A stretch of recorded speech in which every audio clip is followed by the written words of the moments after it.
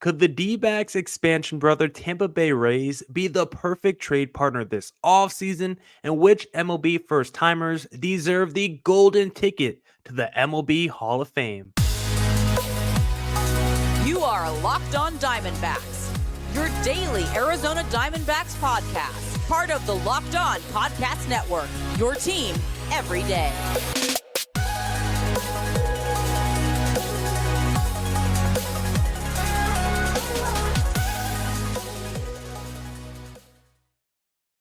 Welcome into the Locked On Diamondbacks podcast, part of the Locked On Podcast Network, your team every day. Today's episode is brought to you by FanDuel. Make every moment more. Right now, new customers get $150 in bonus bets with any winning $5 moneyline bet. That's $150 if your team wins. Visit FanDuel.com/LockedOn to get started. I'm the host of this podcast, Millard Thomas. I'm a multimedia journalist and I'm a graphic designer. So please go check out my website, millardthomas24.myportfolio.com. On there, you can see all my latest work, from my packages to my articles to my photos and my graphic design. If you want to see more content by me, just follow me on Twitter at CareerThomas24 for my personal account, or look up Locked On Diamondbacks, both Twitter and Instagram, for the podcast handle. And of course, thank you for making Locked On Diamondbacks your first listen every day. I would not be able to do this podcast without you, my loyal listeners, sharing, subscribing, reviewing, doing all that so I could do this podcast for you. Thank you. It's free and available on all platforms, so please continue to tell your friends. And one of those platforms is YouTube, so please hit subscribe to Locked On Diamondbacks on YouTube. Now for today's show, we're going to be talking a little bit about the MLB Hall of Fame. I want to talk about first timers who should be making it to the Hall of Fame. Maybe not the first year on the ballot, but dudes who I would eventually at least give that golden ticket to make it to the MLB Hall of Fame. But before we get into any Hall of Fame talk, let's start with some D-backs talk and talk about the off season, because I was listening to one of my favorite radio programs driving home, and Burns and Gambo, the show I was listening to, had a little segment on the D-backs because Gambo floated out maybe a potential trade partner in the Tampa Bay Rays, because apparently the D-backs do like the Rays as a potential trade partner. They might have already had discussions of just, potential names being thrown out there. Nothing concrete, nothing too serious yet. There's no substantiated rumor, but Gambo did say that these two teams have at least had a discussion, and the player that he brought up that the D-backs could be really interested in is Randy Arozarena. But I don't want just Randy. If you're going to trade with the Tampa Bay Rays, we know the D-backs have two big needs this offseason. They needed another power bat, maybe from the right side, and maybe a dude that could play in the outfield, right? They're gonna need someone to play left field to replace the Lourdes Gurriel and the Tommy Phams. You want to add a little bit more power to your lineup, and you probably want to add another right-handed bat into your lineup. So that's an area that Randy Arozarena could fill. And then the other area of need that you really want to hit, probably entering winter meetings, is getting another starter for that rotation. We talked a lot about maybe it doesn't have to be Blake Snell, an elite frontline starter, right? You already have Gallen, you already have Kelly, but you definitely need someone to slot in front of Brandon Pfaadt in the rotation. And the Rays have someone that can be even better than just your number 3 starter, but because of health and injuries, maybe this could be the perfect buy low guy to take on, especially considering he's going to need a new contract soon, and Tyler Glasnow. So if the D-backs are going to make the move, or if the D-backs are going to partner up with the Tampa Bay Rays, I want the move to be to go after Randy and Glasnow. I don't want to just be Randy. I probably don't want to be just Glasnow. I would take both of those guys in individual deals. Like, don't get me wrong, I would be happy if I saw across the ticker on ESPN, D-backs trade for Randy Arozarena of the Tampa Bay Rays, or D-backs trade for Tyler Glasnow. I would be happy with both of those outcomes, but I think the outcome that would make me the happiest is trading for both of those guys. So let's actually talk about some pros and cons about each of Randy and Tyler Glasnow, because for Randy, I do like him as a player, but I also think he's a little overrated for how he might be viewed or talked about because of that phenomenal 2020 postseason run he had. But you look at his numbers the last 2 years, he's played over 150 games the last 2 years, below 800 OPS. He's like a 260 hitter. I do like the fact that he's got 20 plus home runs, over 20 stolen bases. Like, he will help the power, he will help the speed. He plays really good defense, but from just a traditional stat line perspective, it's not like he's putting up monster numbers. And so, Randy, I do think he's a very good player, but he's not a superstar. I do think he moves the needle a little bit, but he doesn't move the needle like a Juan Soto or even a Cody Bellinger. Maybe postseason Randy does, but regular season Randy, I don't think adds that many more wins than maybe a Lourdes Gurriel even. So I would like to trade for Randy, but I wouldn't break the bank for a Randy Rosarina. The hard contact stats, I love that. You look at the batted balls on Baseball Reference, over 90-mile-an-hour exit velocity, almost a 50% hard hit percentage. You look at his strikeout rate, walk rate, pretty solid strikeout rate last season, 23.9%, and over a 12% walk rate. We absolutely love to see that from Randy Rosarina. Does a good job against lefties, 828 OPS against lefties last season. And the number that I love the most when you look at Randy Rosarina splits is, of course, runners in scoring position, 292 average and over 800 OPS with runners in scoring position. So he can at least help in that area, come through in the clutch for the D-backs, be someone that could set the table at the top of the lineup. Because when you look at his stats when he's batting second or third, it's a lot better for Randy. Randy last season, he played most of his games as the cleanup hitter for Tampa Bay. 68 games as cleanup, 63 batting third, 19 batting second. And the numbers tell you Randy is an elite player at the top of the lineup when he's batting second or third. But when he's a cleanup hitter, expected to be the run producer coming through for you in that number 4 hole, that is when Randy struggles. 210 average, 668 OPS when he's batting number 4. But even when he's batting third, 63 games batting third last year compared to 68, batting fourth. In his 63 games batting third, 284 average, 863 OPS.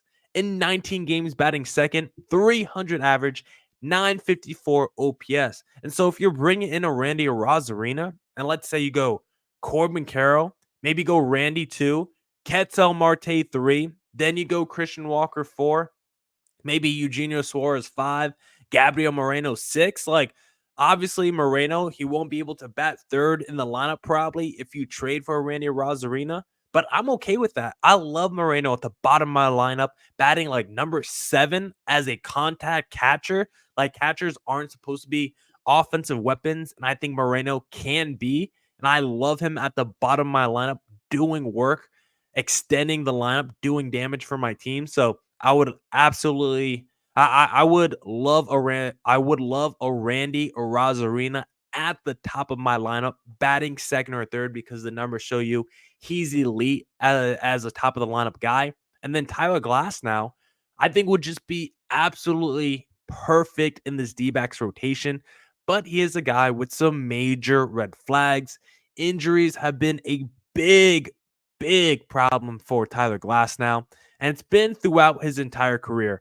If I told you 2023 was actually his career high in innings pitch, how would that make you feel? Because Glass now, if you just look at Tampa Bay, 2019, 60 innings pitch, 2020 we won't count, 2021, 88 innings pitch, 2022, 6.2 innings pitch, and then this past year, 120 innings pitched.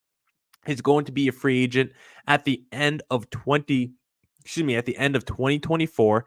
He's got a big salary for next year, but it's a big salary for 1 year, and then you have to decide whether or not you want to extend him and, give him a big salary and a big contract moving forward. And I think teams would be willing to give Glasnow a lucrative deal if he can show he can stay healthy for the course of a full season, but he's never showed that. He's 30 years of age now, and pitchers who have health issues entering their 30s typically don't fare well when you give them a lucrative deal. So for the D-backs, if you traded for a Glass now, It wouldn't be smart to give him 6 years over 150 right after that, but I wouldn't be mad if the D-backs traded for Glass now, just wrote him out for 1 year, and then either let him walk in free agency, or maybe they overpaid him for like, or maybe they overpay him for like a 3 year, like give him the Sony Gray 3 year, 75 million. I would not be mad at all if the D-backs do that. If Glass now is able to make like 25 starts this season, because Glass now is nasty when he is right, elite with runners in scoring position against righties last season. I mean, 164 average, 492 OPS against righties. His fastball is above 96 miles an hour and was actually down a tick from 2022 when it was at 97 miles per hour. So I think there's even more velocity he could tap into with his fastball. His curveball is nasty. He he gave up a .095 average on his curveball last year.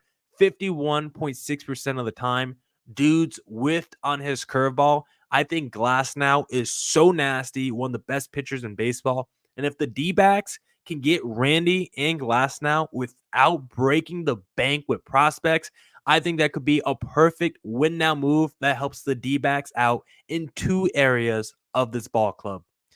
Now we'll talk about some MLB first timers who I believe should make the Hall of Fame either now or eventually. But before we get there, if you believe the D-backs can get back to the World Series in 2024, then why not place a little futures bet on FanDuel Sportsbook? Because right now, as the weather gets colder, the NFL offers stay hot on FanDuel. Right now, new customers get $150 in bonus bets with any winning $5 money line bet. That's $150 if your team wins. If you've been thinking about joining FanDuel, there's no better time to get in on the action. The app is so easy to use. There's a wide range of betting options, including spreads, player props, over-unders, and more. So visit FanDuel.com/lockedon and kick off the NFL season. FanDuel, official partner of the NFL. All right. Let's get back into the Locked on Diamondbacks podcast. Let's take a look at MLB first timers who are on the ballot and give yes or no to who should make the Hall of Fame. And there's 12 newbies on the ballot. So what we're going to do to get, because I want to do this for the next two segments. So what we're going to try to do is keep it to 60 seconds per player, the elevator pitch on why or why not each player should make it to the MLB Hall of Fame. The first guy that we're going to discuss on this list is going to be Adrian Beltre, because Beltre, I think, is a lock to make it to the MLB Hall of Fame, especially as a first timer. Over 3,000 hits, which usually automatically means you're going to make it to the Hall of Fame. He's quite literally one of the best third basemen we've ever seen. This is someone that played 21 years in Major League Baseball, and it's not just a longevity argument for Adrian Beltre. Elite defensive player, super high highs, super high ceiling, consistently over 850 to 1,000 OPS with a high average, had power, could get you 30 plus home runs, major run producer in the middle of your lineup, and just a super charismatic guy, a person everyone loved. He ranks 27th in WAR all time among position players. I think Adrian Beltre is one of the best players we've seen grace the major league field since 2000, probably since this millennia. And you can make the case he's arguably the best third baseman too since the year 2000. I think Adrian Beltre is a lock for the MLB Hall of Fame. The next guy I think is a little bit tougher because his highs are as high as anyone on the MLB Hall of Fame ballot, because when you take WAR on the, if Baseball Reference has the MLB Hall of Fame ballot, if you go on the ballot, they have this thing called WAR 7, where it just takes your 7 best years of WAR and adds it together. Your 7 peak years, it just adds it together. The person who's second among WAR 7 on this MLB Hall of Fame ballot, behind Alex Rodriguez and one spot above Adrian Beltre, is Chase Utley. But the issue with Chase Utley is his peak was basically like 5 or 6 years. Like from 2006 to 2010, he was arguably the best player in baseball. According to WAR, he was the second best player, I think only behind Albert Pujols. He was basically 300 average, 900 OPS, 30 home runs, 100 RBIs every single season during that time. Helped the Phillies win a World Series, elite defensive player, 4-time Silver Slugger. But his career, his peak was basically those 5 years. He played until the age of 39, but his body, his play was basically broken down after the age of 31. After 2010, Chase Utley just wasn't the same offensive player. And so the question is, if you think 5 to 6 years is enough to make it to the Hall of Fame, then you probably will vote yes for Chase Utley because those highs are as high as anyone in like Major League Baseball history over a 5 to 6 year stretch. But I just think the prime was just too short. So I would actually vote no on Chase Utley, despite me thinking that he's one of the best second basemen since 2000 as well. This next guy, I gave a maybe to. I was on the fence. I couldn't give a yes or a no because, like a Chase Utley, I think his prime wasn't as long as it could have been because of injuries, but his highs were also just unbelievable. David Wright, a super tough dude to try to quantify because I think his prime was just a couple years longer than Utley. You look at his year by year, like his career slash line, 296 average, 867 OPS. He was a 30 home run guy, 100 RBI guy, even was pretty quick as well. And he was an elite defensive player, face of the New York Mets. Another dude where just injuries just kind of cut his career a little bit short. And that's why I'm a maybe with him because if you believe like 7 to 8 years is enough to make it to the Hall of Fame, then I think you believe David Wright is a Hall of Famer. But he really didn't do anything after the age of 30. And so for me, it's like if you were only good for 6 years and then by the age of 30, your career was done, it's hard for me to justify you making the MLB Hall of Fame. That's why I think Tim Lincecum didn't make the MLB Hall of Fame. Like you look at his career up until the age of 30, one of the best pitchers of all time, 2-time Cy Young Award winner, World Series champion. Like Lincecum had everything you would want on a Hall of Fame resume through the first like 7, 8 years of his career. But he was so bad after like age 29, age 30 that you just couldn't salvage it. And for David Wright, we never saw anything bad from him. Same with Chase Utley. But I think because of injuries and their prime not extending past like age 30, I think it's going to be a reason why both of those guys don't potentially make it to the MLB Hall of Fame. The next guy I have is Joe Mauer, who I think is a lock to make it to the MLB Hall of Fame because I do grade it on the curve of him being a catcher. And I think the fact that he was a catcher that led the American League in batting average 3 out of 4 years, plus won an MVP. Like, he was one of the scariest dudes we ever saw at the catcher position from the way he was able to swing his bat. Career 306 average, 827 OPS, 6-time All-Star, 5-time Silver Slugger, 3-time Gold Glove. Joe Mauer, I think, is a lock for the MLB Hall of Fame. First overall pick in 2001. He would get he would get a yes from me for the MLB Hall of Fame. How about Jose Bautista?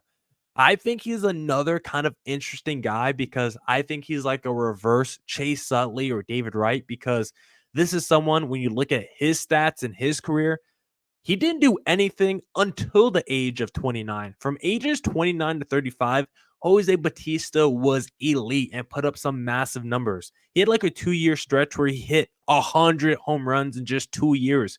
He was a power machine. He's someone that gave me a follow on Twitter back in high school, which made me feel really good.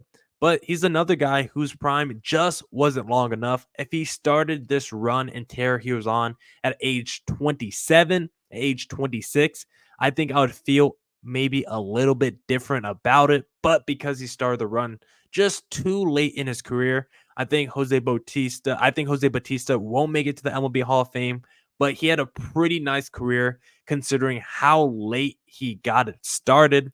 And then the last guy that I want to talk about in segment number 2 is Bartolo Colon, who I definitely think is a no for this exercise. Colon played 21 years, played until the age of 45, but only a four-time All-Star, did win a Cy Young Award, but I think there were just too many up and downs with Bartolo Colon. There were years like the Cy Young Award year where he could look dominant. He had a couple seasons, a few seasons where he had a sub-3 ERA, or maybe he had like a 3.5 ERA and over 200 innings pitched. But the problem is there was also a few years where he had like a 6 ERA or a 5 ERA. There's a reason he has a 4.12 ERA over his career. A dog, a workhorse, one of the best bodies in sports, period. Big, sexy. We all love Bartolo Colon. We all loved it when he went yard and hit a home run. It was the peak of Major League Baseball, probably. That was probably the last time everyone cared about Major League Baseball, was when Bartolo Colon hit that home run back in 2016, the last great year in American history. Bartolo Colon, unfortunately, though, you won't make it to the MLB Hall of Fame. Now, let's take a look at a few more potential candidates, a few more first timers, and give you a little yes or no on as to whether or not they should make it to the MLB Hall of Fame. But before we get there, did you know Locked On has launched the first ever national sports 24/7 streaming channel on YouTube?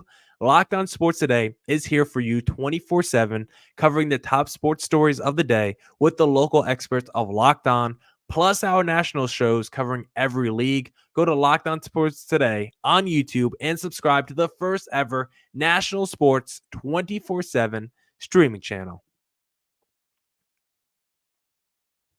All right. Let's get back into the Locked On Diamondbacks podcast, and let's talk about a few more first timers who should get that yes or no to the MLB Hall of Fame. The first guy I want to discuss is Adrian Gonzalez, and he was just another one of those fence sitters for me. I ultimately gave him a no because I thought he was more of that Hall of Very Good, just that tier right below the MLB Hall of Fame.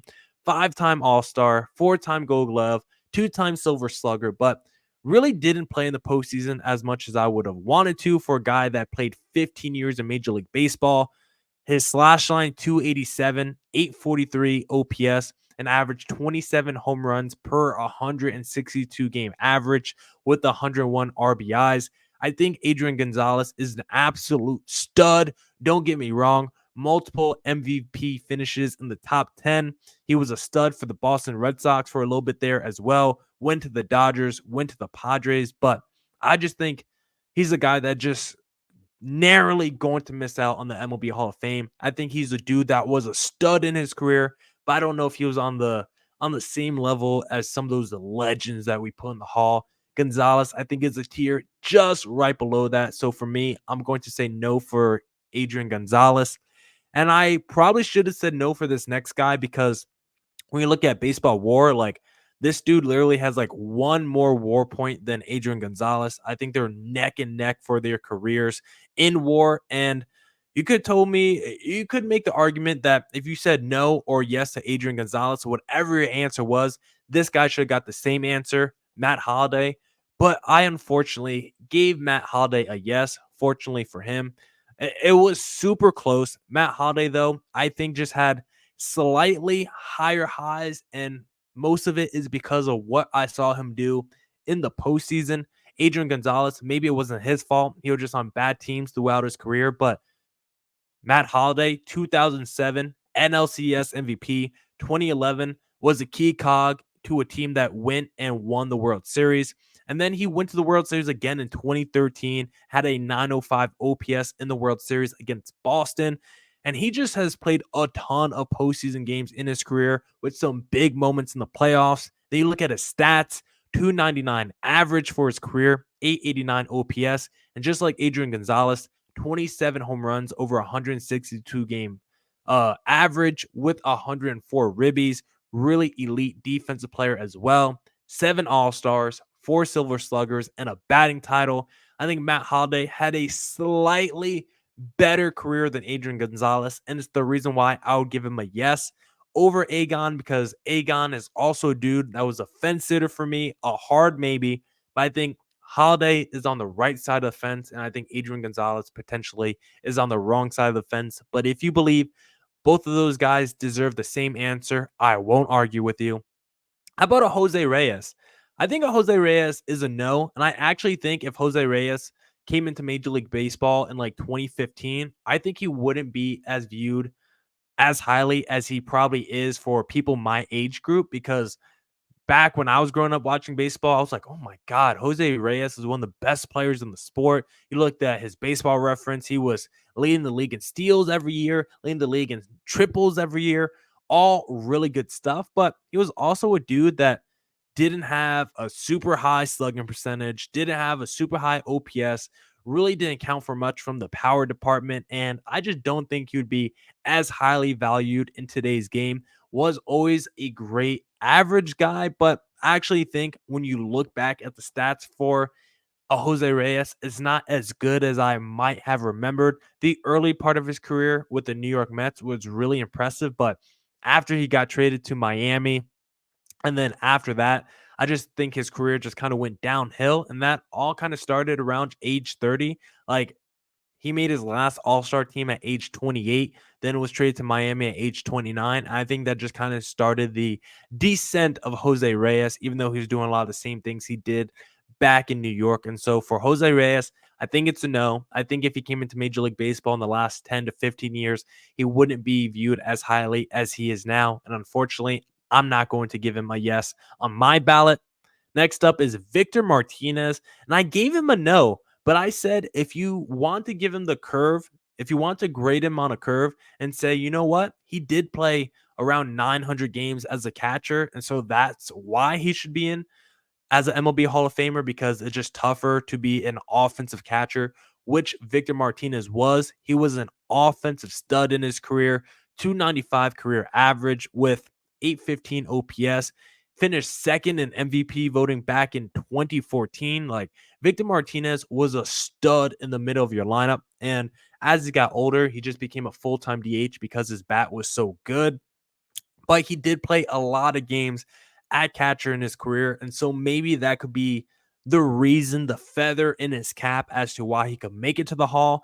But I voted him no. I just don't think his ceiling, if you don't give him that curve, his ceiling is just not as high as even a Adrian Gonzalez or a Matt Holliday for his career. So because of that, I'm out on Victor Martinez.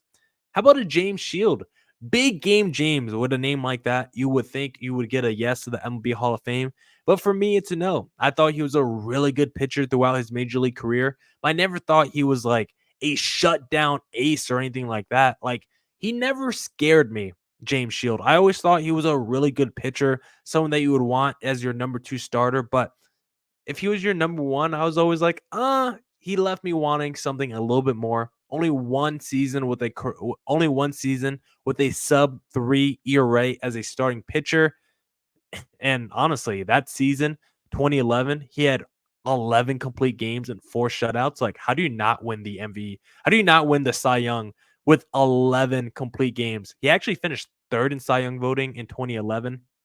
And you could see why he finished 3rd in Cy Young voting, because the MVP that year in 2011 was actually a pitcher, Justin Verlander. So you could see how James Shield didn't win the Cy Young, because Justin Verlander won the MVP and the Cy Young that season. So unfortunately, that's sad for a James Shield, who had himself a fantastic 2011 season. But it wasn't good enough to even win the Cy Young award. And I don't think that 1 year was good enough to vault him into the Hall of Fame. So unfortunately, James, I'm voting no. And then the last guy on the ballot for first timers, Brandon Phillips, the easiest guy on this list to say no to. Defensive wizard, don't get me wrong. I woke up every morning, turned on SportsCenter, and Brandon Phillips had 2 plays in the top 10. But guess what? You look at the offensive numbers, career 740 OPS, only has 2 seasons with above a 800 OPS, had some good counting numbers in terms of power and some speed, but Brandon Phillips was never an elite offensive player. 3-time All-Star. Really liked him. One of the best smiles on the sport. One of the most elite gloves in the sport, but not a Hall of Famer. Sorry, Brandon Phillips. Now, that's it for this edition of the Locked On Diamondbacks podcast. Come back next week for more Diamondbacks news, coverage, and insight. And as always, stay safe, stay healthy. Doses.